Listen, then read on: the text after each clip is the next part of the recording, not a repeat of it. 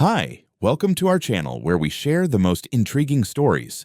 Mark Davis wanted peace, not a war, but when the local HOA tried to claim control over his private property, they made one fatal mistake. They underestimated him. What started as petty harassment soon escalated into sabotage, police calls, and a brutal court battle. But the real danger? They went after his dog.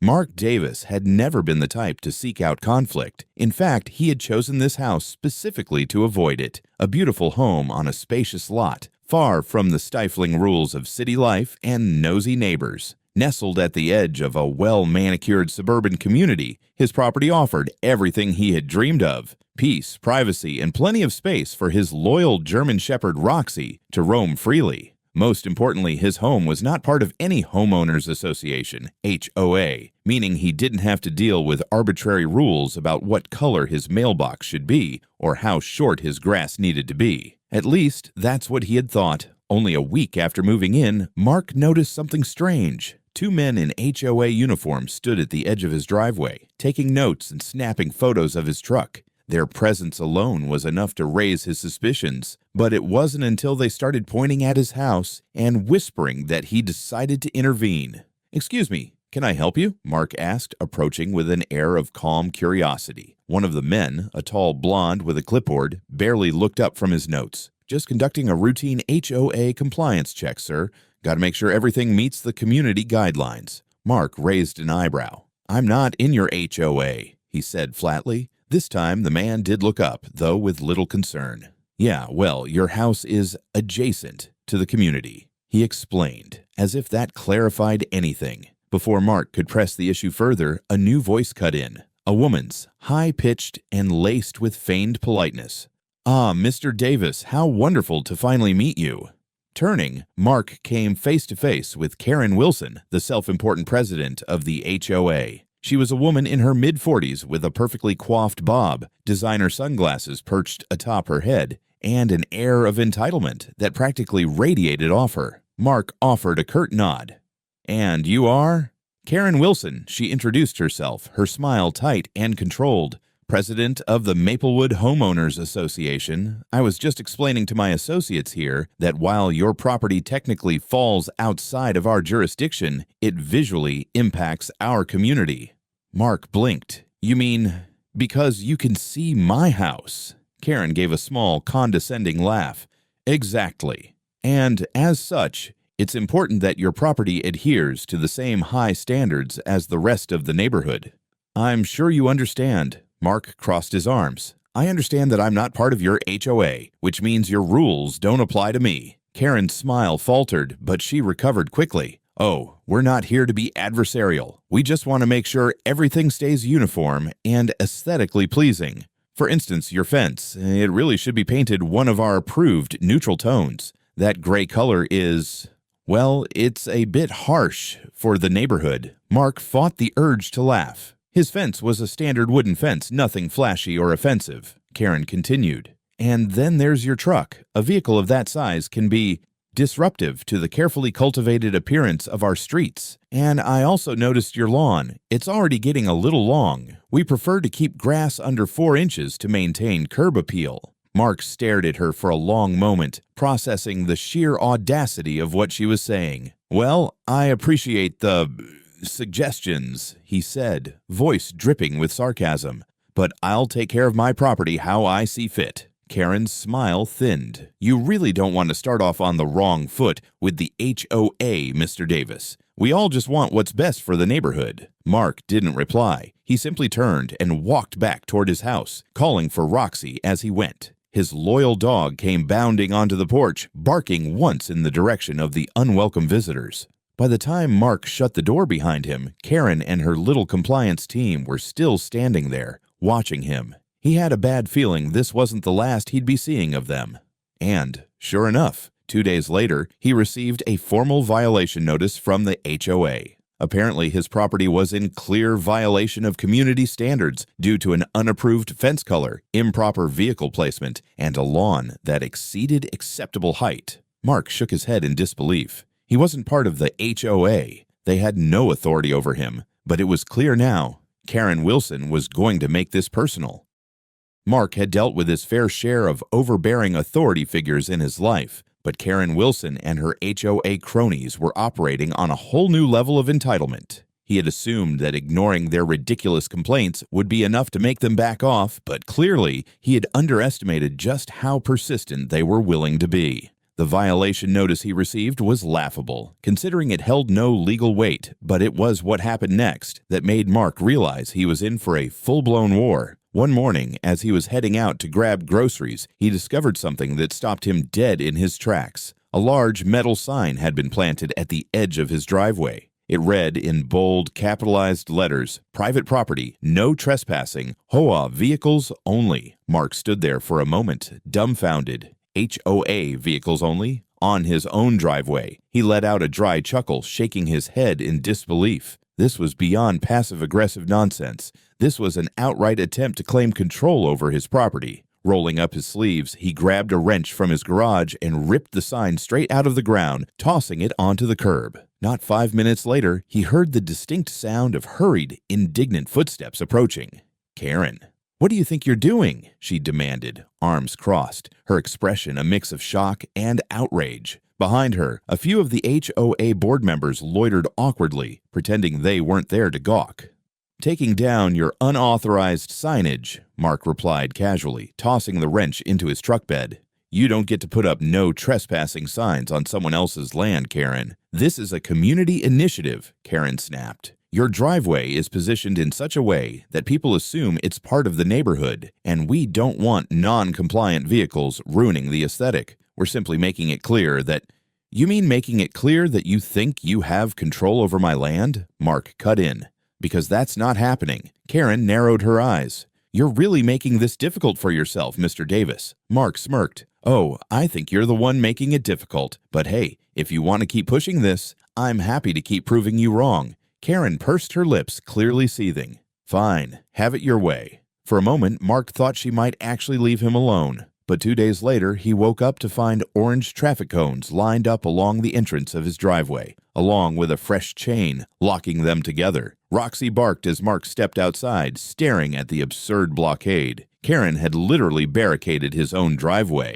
He didn't even bother getting mad this time. Instead, he grabbed his bolt cutters, walked over, and snipped the chain in half. One by one, he kicked the cones over, clearing his path. If Karen thought a few plastic cones were going to stop him, she was sorely mistaken. But the harassment didn't stop there. First, it was anonymous complaint letters slipped into his mailbox at all hours of the night. Then he noticed his trash bins had mysteriously been moved out of place every morning, sometimes dumped over entirely. Then came the rumors. Neighbors who had previously waved at him from their porches now avoided eye contact. He overheard whispers when he stopped by the local coffee shop. He found out why soon enough. One afternoon, while grabbing his mail, he noticed a flyer pinned to the community bulletin board near the local park. It featured a picture of his truck and house, along with a bold headline, "Is this who we want in our neighborhood?" Beneath it, in fine print, were a list of fabricated concerns. Refuses to follow community standards, keeps an aggressive dog, uses property inappropriately, bringing down neighborhood value. Mark exhaled slowly, his grip tightening around the flyer. He felt his pulse quicken, but then he smiled. If Karen wanted a fight, he was more than happy to give her one. That evening, he installed motion-activated security cameras around his property. If the HOA wanted to keep messing with him, they'd be doing it on tape. And just for good measure, he put up his own sign at the edge of his driveway. Big, bold, and impossible to miss. Private property, not part of HOA. Trespassers will be prosecuted. The next morning, he sipped his coffee on the porch as Karen stormed by, scowling at the sign. "Oh, don't like it," Mark called after her. "Thought you'd appreciate a well-placed reminder of property boundaries." Karen didn't answer, but Mark knew she wasn't done. She was just getting started.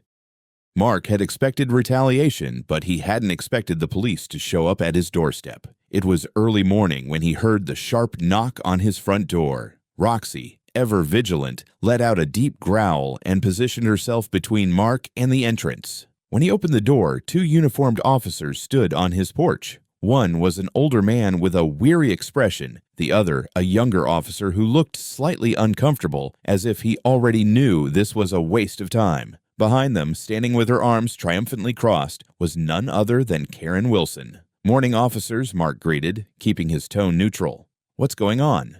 The older officer cleared his throat. "Sir, we received a report of a community disturbance and non-compliance with HOA regulations." Mark blinked, barely able to suppress a laugh. "Community disturbance?" Karen stepped forward with the smug confidence of someone who had called the cops for nonsense before.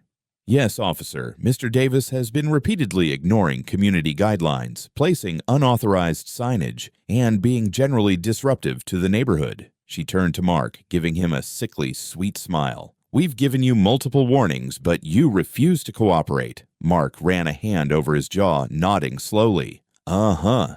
And did you tell them that I'm not part of your HOA and that you have no authority over my property?" Karen's smile twitched. "It doesn't matter. Your house is visible from our neighborhood, and that makes it a community matter." The younger officer exhaled through his nose, as if suppressing a groan. The older officer, however, turned to Karen with a slight frown. "Ma'am, HOA regulations are not enforceable by law enforcement. If Mr. Davis is not a signed member of your association, he is not legally obligated to follow your rules." Karen's face turned an impressive shade of red. "But his truck, his dog, that sign, it's all disrupting the harmony of the neighborhood." Mark folded his arms, smirking. "Roxy, am I disturbing the peace?" Roxy, as if on cue, let out a lazy yawn. The older officer sighed. "Look, unless Mr. Davis is committing a crime or violating any actual city ordinances, there's nothing we can do." He turned to Mark. "Sorry to bother you, sir." "No problem, officer," Mark said cheerfully. "Though, while you're here, maybe you should remind Ms. Wilson about the laws on harassment and trespassing." Karen's jaw tightened. The officer gave her a warning look.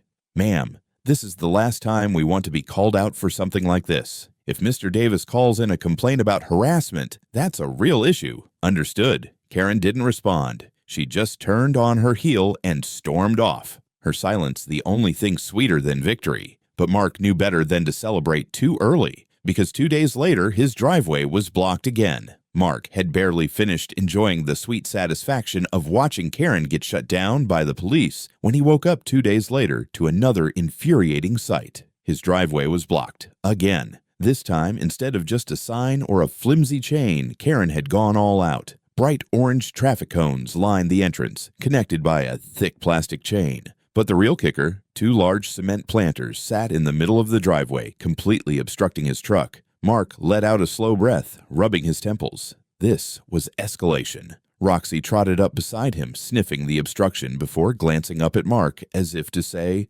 "Well, what's the plan now?" "Oh, don't worry, girl," Mark muttered. "I've got something in mind." Instead of immediately removing the blockade, Mark decided to set a trap. The first step, cameras. Mark repositioned his security cameras to get a perfect, uninterrupted view of his driveway. Then, he installed a motion-activated floodlight directly above the entrance. If Karen or her cronies tried anything else, he'd catch them in the act. The second step, letting Karen think she'd won. For the rest of the day, he left the barricade untouched. He went about his routine as if nothing had happened, all while waiting for Karen to show up. And, like clockwork, she did. Late in the afternoon, Mark sat on his porch with a cup of coffee, casually watching as Karen strutted down the sidewalk, arms swinging with self-satisfied arrogance. She slowed down as she approached his house, stopping in front of the driveway to admire her handiwork. "Looks like you're finally learning to respect the rules, Mr. Davis," she called, smugness dripping from every word. Mark took a slow sip of his coffee before replying, "Oh, don't worry, Karen. I plan on handling this properly." Karen smirked, clearly assuming she had forced him into submission. But then, before she could walk away, something happened that wiped the grin right off her face. Roxy came barreling out of the house. The massive German Shepherd launched herself off the porch, barking loudly and ferociously as she sprinted toward the trespasser. Karen let out a high-pitched scream, scrambling backward so fast that she tripped over her own feet and fell flat on her back. Her designer handbag flew out of her hands, landing with a splat in a nearby puddle. Mark nearly choked on his coffee, trying not to laugh. "Roxy, heel!" he called, though there was no real urgency in his voice. Roxy skidded to a halt a few feet away from Karen, tail wagging triumphantly, as if proud of her work. Karen, meanwhile, scrambled to her feet, face flushed with rage and humiliation. You could have killed me," she shrieked. Mark leaned back in his chair, looking completely unbothered. "She didn't touch you." He shrugged. "She just doesn't like it when strangers lurk around her property." Karen's nostrils flared. "That animal is dangerous. I'll have her removed. The HOA will—" Mark held up a hand, cutting her off. "Karen, let me make this crystal clear. This is not your HOA's jurisdiction. This is my private property. If you, or anyone from your little dictatorship, trespasses again, I will file a police report for harassment and illegal obstruction." Karen froze. For the first time, she looked unsure. Mark took another sip of his coffee. "Oh, and by the way," he pulled out his phone and pressed a button. Instantly, the motion-activated camera feed popped up on the screen, showing Karen and her friends placing the barricade the night before. Every second of it was recorded in perfect high-definition clarity, Karen's face drained of color. "That's—" she started, but Mark cut her off with a slow shake of his head. "Now, here's what's going to happen," he said, calm and collected. "You and your little HOA minions are going to remove these barricades immediately. Then, you're going to stay the hell off my property. If you don't, I'll be handing this footage over to the police and filing trespassing charges." Karen opened her mouth, then closed it again. She had no move left to make. Wordlessly, she turned on her heel and stormed away, seething. Minutes later, 2 HOA board members showed up and began removing the barriers, avoiding Mark's gaze the entire time. Mark watched with amusement as Karen fumed in silence from across the street. By the time the last traffic cone was gone, Mark couldn't resist one final jabe. "Hey, Karen!" he called out. She snapped her head toward him. Mark smirked.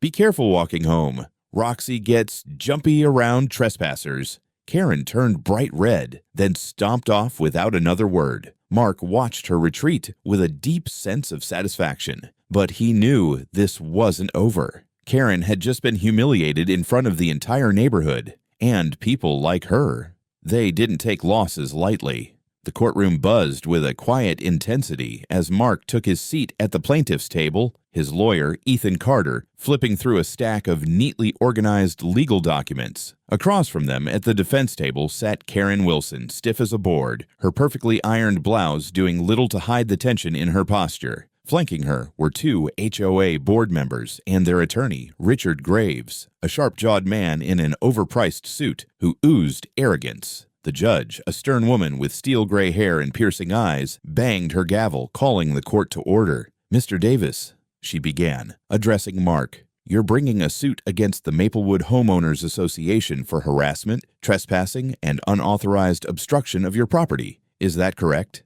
"Yes, Your Honor," Mark replied firmly. Karen scoffed loudly but quickly silenced herself when the judge shot her a warning look. Ethan stood, straightening his tie. "Your Honor, my client has endured months of targeted harassment from the HOA, despite the fact that he is not a member of their association. The defendant, Ms. Wilson, has led a campaign of intimidation against him, including illegally blocking his driveway, attempting to enforce HOA rules outside their jurisdiction, and falsely calling law enforcement in an attempt to pressure him into compliance." Richard Graves, the HOA's lawyer, rose smoothly. "Your Honor, the HOA was merely acting in the best interest of the community. Mr. Davis's property is highly visible from within our neighborhood, and as such, it is our responsibility to maintain a standard that upholds home values and community harmony." The judge's expression remained unreadable. "And did you have any legal jurisdiction over Mr. Davis's property?" Graves hesitated. "Well, not officially, but—" "So, no," the judge cut in, her voice sharp. Mark suppressed a smirk. Ethan, sensing the shift in the tide, stepped forward confidently. "Your Honor, I'd like to present video evidence demonstrating clear instances of trespassing and harassment by Ms. Wilson and members of the HOA." He pressed a button on a remote, and the courtroom screen lit up with footage from Mark's security cameras. Video 1, Karen and her board members placing illegal barriers in Mark's driveway under the cover of night. Video 2, Karen loudly falsifying complaints about Roxy being aggressive. Video 3, the infamous confrontation with the police, in which officers clearly stated that HOA had no authority over Mark's land. The courtroom fell silent. Karen's face turned a spectacular shade of red. Ethan turned to the judge. In addition, Your Honor, we have multiple signed statements from neighbors who were present when Ms. Wilson attempted to publicly defame my client, spreading false claims about him in an attempt to alienate him from the community. The judge looked unimpressed as she turned to the HOA's lawyer. Mr. Graves, do you have any legal grounds to justify your client's actions? Graves cleared his throat, adjusting his tie. Well, the HOA's intentions were never malicious. The judge sighed. That's enough. She straightened in her chair, adjusting her glasses before speaking. This court finds in favor of the plaintiff, Mr. Davis. The HOA had no jurisdiction over his property and repeatedly engaged in unlawful harassment and trespassing. Karen's head snapped up. In addition, the judge continued, Mr. Davis is awarded $75,000 in damages to cover legal fees, emotional distress, and the cost of dealing with repeated obstructions to his private property. Karen gasped audibly. The sound of the gavel cracking against wood sealed her defeat. Court was adjourned. The courtroom battle may have been over, but Karen Wilson was not done yet. Mark could see it in her eyes as she stormed out of the courthouse, her perfectly manicured nails digging into her handbag strap, her face twisted in barely contained rage. The HOA had not only lost the case, but they had been humiliated. Karen, their once untouchable president, had been exposed as a petty tyrant. For a moment, Mark thought maybe, just maybe, she would finally let it go. But Karen didn't know how to lose. That became painfully clear a few nights later. It was late evening, and Mark had just finished cleaning up after dinner when he heard Roxy growling by the back door. She was standing at the glass, ears pinned back, her tail stiff as she stared out into the darkness of the yard. Mark frowned. Roxy was protective, but she rarely reacted this intensely unless something was seriously wrong. "What is it, girl?" he murmured, grabbing a flashlight. As soon as he opened the door, Roxy bolted outside, nose to the ground, sniffing aggressively around the edge of the fence. Mark followed her, shining his light along the perimeter of the property until his beam landed on a small, half-eaten piece of raw meat lying just inside the fence line. He stepped closer, stomach sinking. The meat looked off, too shiny, too unnatural, and then he noticed something else, white powder, lightly dusted across the surface. Mark felt his blood go cold. He crouched down carefully, making sure Roxy didn't get too close. This wasn't just some random piece of discarded food. Someone had thrown this over his fence, and if he had to guess, it wasn't meant as a friendly gesture. A sick feeling curled in Mark's gut as he turned and marched straight back inside. Without hesitation, he pulled up the footage from his security cameras. As the video played, Mark's hands tightened into fists. There she was, Karen, dressed in dark clothes, skulking up to his fence, looking over her shoulder before pulling something from her coat. Then, with a quick flick of her wrist, she tossed the tainted meat over the fence before hurrying away like a criminal fleeing a crime scene. Mark's jaw clenched. This woman had just tried to poison his dog, Roxy, his best friend, his protector, the only living being who had stood by his side through this entire ridiculous war. Mark wasn't just angry, he was furious. Without wasting another second, Mark grabbed his phone and dialed. 911, what's your emergency? Mark took a deep breath, his voice deadly calm. I need to report an attempted crime. The operator hesitated. Sir, what kind of crime? Mark's eyes never left the screen, the image of Karen's smug face frozen mid-throw. Animal poisoning. And I have the proof. The morning air was crisp as Mark stood on his porch, coffee in hand, watching Roxy lazily sprawl out on the sun-warmed wooden steps. She was safe. That was all that mattered. Karen, on the other hand, was finished. The police had arrested her that same night. When confronted with the video evidence, she had tried to talk her way out of it, claiming it was all a misunderstanding. But there was no misunderstanding the bag of rat poison officers had found in her trash can, or the white residue on her gloves. The court didn't just fine her. She was charged with felony animal cruelty. Combined with her previous legal troubles from the HOA lawsuit, she had no more allies, no more resources, and no way out. She was forced to sell her house just to cover legal fees. Mark wasn't sure where she went after that, and he didn't care. A few weeks later, Mark was finishing up some repairs on his fence when he heard footsteps behind him. Turning, he saw Tom Henderson, a longtime resident from the HOA neighborhood. Unlike Karen, Tom had always kept his distance from the drama, but today he looked thoughtful. "Hell of a thing," Tom said, nodding toward the fence. "What she tried to do to your dog?" Mark exhaled, giving Roxy a scratch behind the ears. "Yeah, some people don't know when to stop." Tom was quiet for a moment, then chuckled. "Funny thing is, after everything, the HOA finally learned its lesson. They voted to rewrite their bylaws. No more harassment, no more overreaching their boundaries." Mark raised an eyebrow. "So all it took was a public scandal, a massive lawsuit, and a criminal conviction." Tom grinned. "Apparently."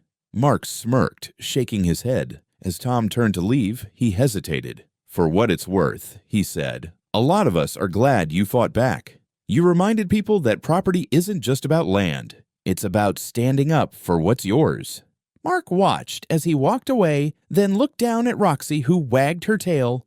"You hear that, girl?" he murmured. "Guess we made an impact." Roxy let out a satisfied huff and rested her head on his boot. For the first time in months, Mark finally felt at peace.